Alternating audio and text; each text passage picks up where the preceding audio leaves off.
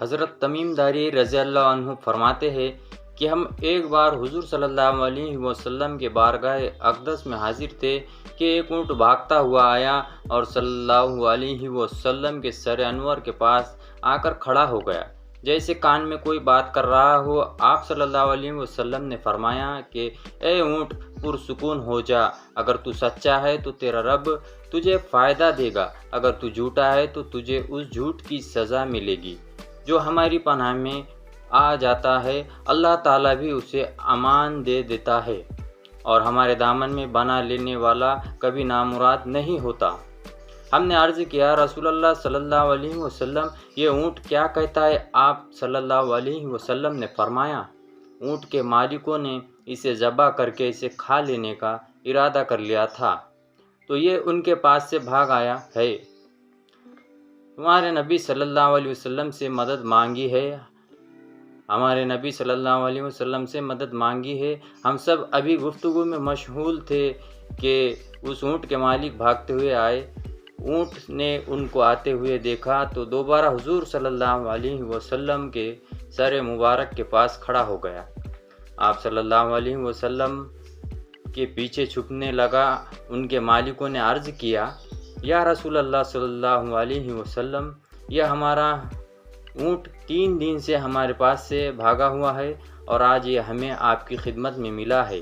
اس پر آپ صلی اللہ علیہ وسلم نے فرمایا، یہ میرے سامنے شکایت کر رہا ہے کہ یہ تمہارے پاس کئی سال تک پلا بڑھا، جب موسم میں گرما آتا تو تم گھاس اور چارے والے علاقے میں اس پر سوار ہو کر جاتے، اور جب موسم میں سرما آتا ہے تو تم اسی پر بیٹھ کر گرم علاقوں کی طرف جاتے۔ اب جب کہ اس خستہ حال کی عمر میں پہنچ گیا ہے تو تم اسے ذبح کر کے اس کا گوشت کھا لینے کا ارادہ کر لیا ہے۔ انہوں نے عرض کیا، خدا کی قسم یا رسول اللہ صلی اللہ علیہ وسلم، یہ بات بالکل اسی طرح ہے جس طرح آپ نے فرمایا۔ اس پر حضور صلی اللہ علیہ وسلم نے فرمایا، ایک اچھے خدمت گزار کی اس کے مالکوں کی طرف سے کیا یہی سزا ہوتی ہے؟ تو وہ عرض گزار ہوئے کہ یا رسول اللہ صلی اللہ علیہ وسلم، اب ہم نہ اسے بیچیں گے اور نہ ہی اسے ذبح کریں گے۔ اس کے بعد آپ صلی اللہ علیہ وسلم نے اس اونٹ کو کچھ درہم میں خرید لیا اور فرمایا کہ اے اونٹ، جا، تو اللہ تعالیٰ کی رضا کی خاطر تو آزاد ہے۔ اس اونٹ نے حضور صلی اللہ علیہ وسلم کے سر مبارک کے پاس اپنا منہ لے جا کر کوئی آواز دی تو آپ صلی اللہ علیہ وسلم نے فرمایا، آمین۔ اس نے پھر دعا کی، آپ صلی اللہ علیہ وسلم نے پھر فرمایا، آمین۔ اس نے پھر دعا کی، آپ صلی اللہ علیہ وسلم نے پھر فرمایا، آمین۔ اس نے جب چوتھی مرتبہ دعا کی تو آپ صلی اللہ علیہ وسلم نے آپ دیدہ ہو گئے، آنکھوں سے آنسو بہنے لگے۔ ہم نے عرض کیا، یا رسول اللہ صلی اللہ علیہ وسلم، یہ اونٹ کیا کہہ رہا ہے؟